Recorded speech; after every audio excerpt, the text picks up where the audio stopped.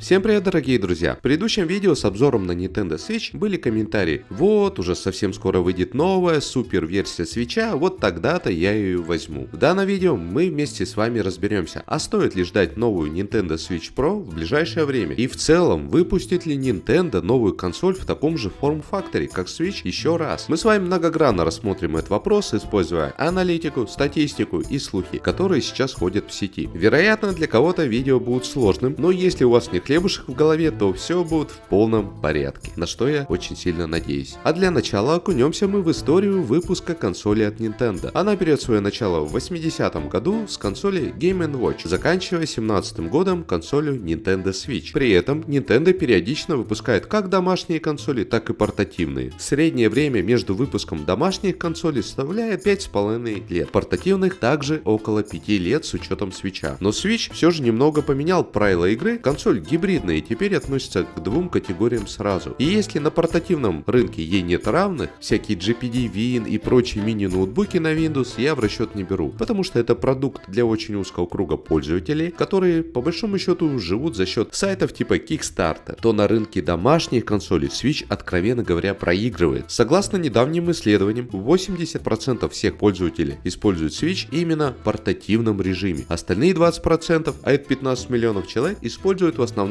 домашний режим. Именно поэтому и появился Switch Lite, он дешевле взрослых консолей и сугубо портативный. Последнюю же домашнюю консоль Nintendo выпускала 9 лет назад, и это была Wii U. Она, откровенно говоря, провалилась, в отличие от Wii, которая продалась тиражом более 100 миллионов копий по всему миру, обогнав при этом Xbox 360 и PlayStation 3 с их 87 и 84 миллионами копий. А это, между прочим, произошло спустя 2 года после выхода Nintendo DS, которая на сегодняшний день является рекордсменом по продажам среди всех консолей от Nintendo. Более 154 миллионов проданных копий. О чем нам говорит эта статистика? Она говорит ровным счетом о двух вещах. Nintendo стремится завоевать рынок как портативных, так и домашних консолей. Средний срок жизни консолей 5-6 лет. Но не будем делать поспешные выводы, потому что, как говорил мой хороший друг с работы, статистика — это как ехать на автомобиле вперед, смотря при этом в зеркало заднего вида. Поэтому давайте разберем другие аспекты и попробуем спрогнозировать спрос на Nintendo Switch в будущем. Для целей прогнозирования мы будем использовать Google Trends и Яндекс.Вордстат, инструменты, которые позволяют посмотреть динамику популярности тех или иных запросов в интернете. В данном случае Google Trends показывает общую картину в мире, а Вордстат в основном показывает русскоговорящее общество. По данным Вордстата, Nintendo Switch на данный момент находится на пике своей популярности. В русскоязычной системе поиска ее ищут в месяц 242 тысячи человек. Это популярнее, чем поиски PlayStation 4, который имеет 225 тысяч, но менее популярно, чем PlayStation 5, которую сейчас ищут 348 тысяч человек. Хотя тут можно сказать, что в момент выхода ее искали 620 тысяч, сейчас же спрос упал ровным счетом в 2 раза. Думаю, что это значение будет меняться с выходом новых крутых проектов. Понятное дело, что русскоязычное сообщество — это лишь капля в море от общего объема продаж Nintendo. Поэтому давайте посмотрим Google Trends. В данной системе не показывается количество запросов, но показывается процент популярности. В частности, по меркам Google, Switch относится к сверхпопулярным запросам. Несмотря на то, что график популярности периодично скачет, можно заметить общий тренд на постепенное его увеличение. Но это вовсе не значит, что Switch будет бесконечно популярен. Если мы с вами сравним данный график с популярностью Nintendo DS, то можем сделать вывод, что в ближайшее время популярность Switch будет какое-то время расти, а потом начнет спадать. Это абсолютно нормальное явление, потому что по законам природы у любой вещи есть свой жизненный цикл. Даже такой запрос, как порно, на данный момент в мире теряет свои позиции с каждым годом. Хотя это и логично, ведь если раньше, чтобы увидеть девушку неглиже, необходимо было жениться на ней, то сейчас нужно просто зайти в ее Instagram. Немного мы отвлеклись, но благодаря анализу динамики популярности мы можем прогнозировать, когда интерес к Nintendo Switch угаснет. И нет, это не тот момент, когда они выпустят в серии мейки старых игр, хотя и это тоже. Но по моей оценке это произойдет где-то через 3 года. А далее мы вместе с вами рассмотрим физическую составляющую консоли. Она состоит из экрана, процессора и прочих вещей. Но так как Switch в 80% случаев используют как портативную консоль, то наиболее важным элементом в ней является батарея. Switch устанавливает литий-ионную батарею. Срок ее службы от 2 до 8 лет в зависимости от того, постарались ли разработчики оптимизировать процесс заряда батареи или нет. Мой двухлетний Switch первой ревизии спокойно держит батарею, но по моим оценкам за это время объем батареи просел примерно на 15-20%. Таким образом, можно сделать вывод, что батарея проживет в среднем 5-6 лет. Я даже не буду затрагивать тему производительности, так как с каждым годом прогресс в этой области несется как паровоз. Вроде совсем недавно я покупал новую RTX 2080, а через 3 месяца анонсировали 3000-ю серию, которая автоматически делает из меня лоха, купившую слабую видеокарту, который не сможет даже на ней намайнить на пенсию. И для того, чтобы окончательно сформировать какой-либо вывод, давайте перейдем к слухам и новостям о новом Switch Pro, который на данный момент существует в интернете.